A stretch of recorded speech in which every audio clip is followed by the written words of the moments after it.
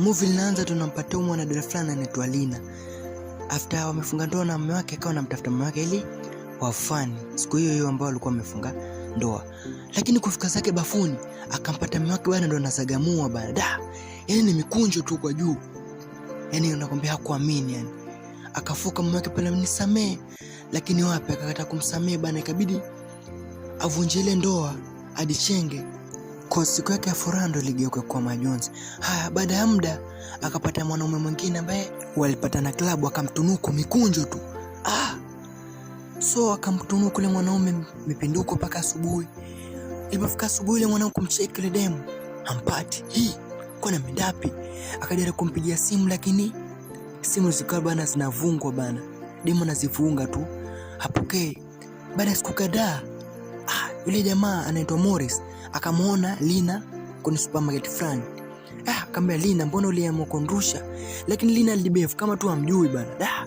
Jamaa kwa na jinsi ikabidi tu amezee, demu ndo shamwa kumrusha, sasa afanyeje? Haya, baada ya siku kadhaa akatembelewa na dadake anaitwa Catherine. Wakawa kwa zo sitting room pale wanachat, wanaongea haya na yale, wote tu wanaongea mambo kuhusu relationship. Walipokuwa wanapata chakula ndo pale Lina akiwa ametulia, mara simu yake ikawa yaita. Lakini akavunga tu, akamwita nani kwani huyo? Hana umuhimu wote tu, achana naye. Haya, dadake ndo akamwambia vipi after umekosana na mmeko ndo umeamwaje? Mimi sitaki tena mahusiano, nimeamua tu nibaki hivi, nikidisikia mwanaume nitatafuta nipinduko mboeshi. Haya, baada ya muda Morris akamfuata Lina bana. Lakini Lina akakumbuka, mimi sijawahi kupa address yangu, umefikaje hapa? Mimi nikwambia sitaki mambo ya wanaume. Ile day nilikuwa nimemistu mpinduko nikakupatia, so achana na mimi. Haya, baada ya siku kadhaa Morris akiwa yuko zake kwenye duka fulani akapata na Catherine. Walipompatana pale wakasalimiana, walikuwa hawajuani lakini ile wakageuzana namba, so naelewa tena. Haya, baada ya siku kadhaa tunapata Catherine akiwa anajiandaa pale. Dadake mzikoni, unaenda wapi? Hakuna mwanaume fulani nimempata, so tunaenda date. Haya, ndo pale wakaenda zao date, yeye na Morris pale wakaongea pale. Jamaa akamwaga hasira Morris. Baada ya muda wakawa wapenzi. Basi penzi ndo kale mmenoga, si unaelewa tena. Paula na Mario hapa. Basi zikukaa kukaliki zawadi kila kukicha bana. Paka dadake akamwambia mwanamke na natamani kumuona.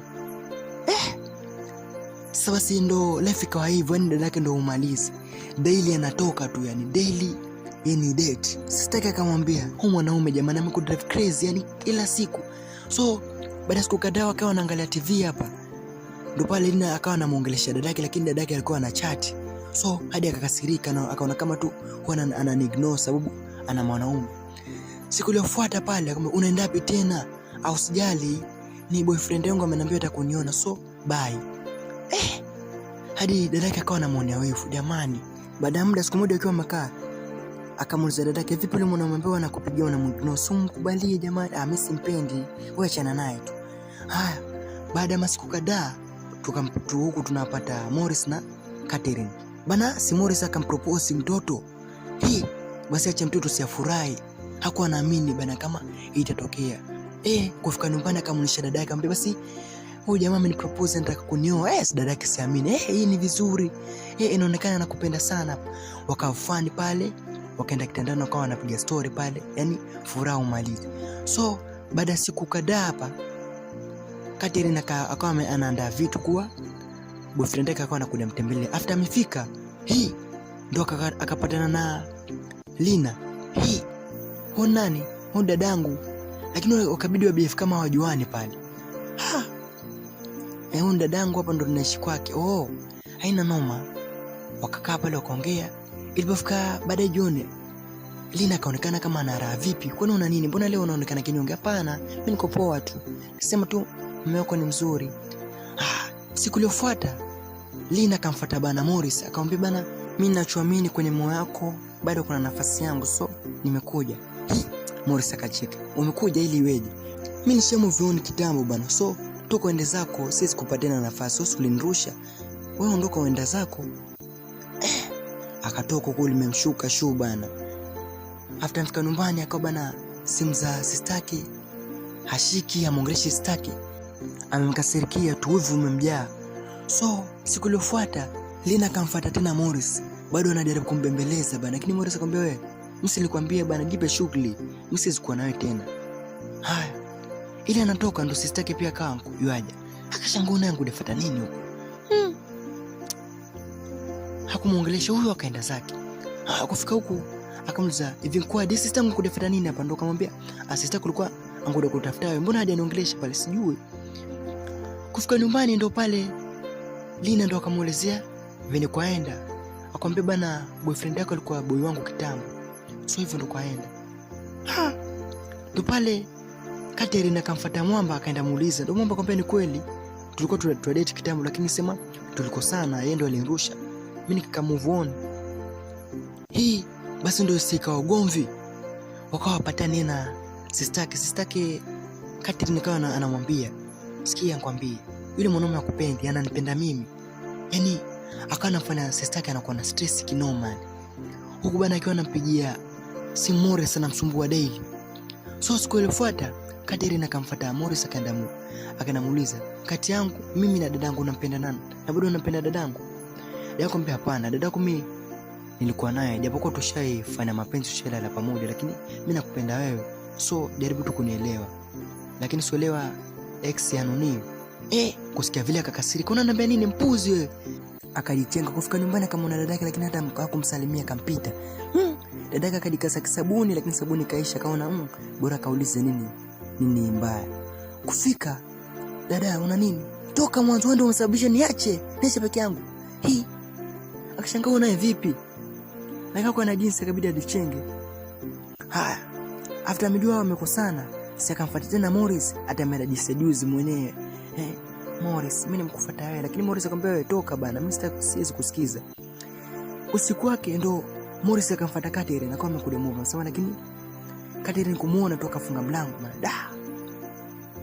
Siku iliyofuata Catherine akamwambia dadake, mimi nimeamua niondoke kwa sababu naona tu hatutapatana sababu ya mwanaume, so mimi acha niende zangu. Haya, baada siku kadhaa jamaa kuna simu zake zishikwe, akaja kwa Lina kudemwangalia Catherine. Nikufika ona Catherine aliondoka, so mimi niko akamsukuma, wewe vipi? Mimi nikuja hapa kwa sababu ya Catherine, sijakuja kwa sababu ya kumpuzi wewe. Jamaa akajichenga, so akawa anamtafuta Catherine mpaka akampata. So walipopatana wakaongea, jamaa akamwomba msamaha, amsamehe, akamwambia mimi nakupenda wewe, japokuwa dadako tulikuwa pamoja, lakini wewe ilipita, so naomba tu unielewe. So after pale kuongea wakaelewana.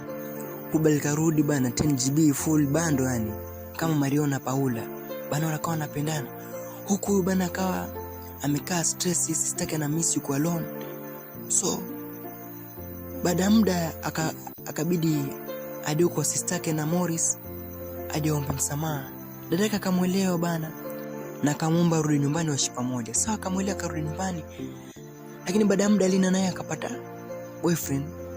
So akamuuliza dadaka kwa Sami anytime ta propose niwe kama wewe. Wakawa na chat pale.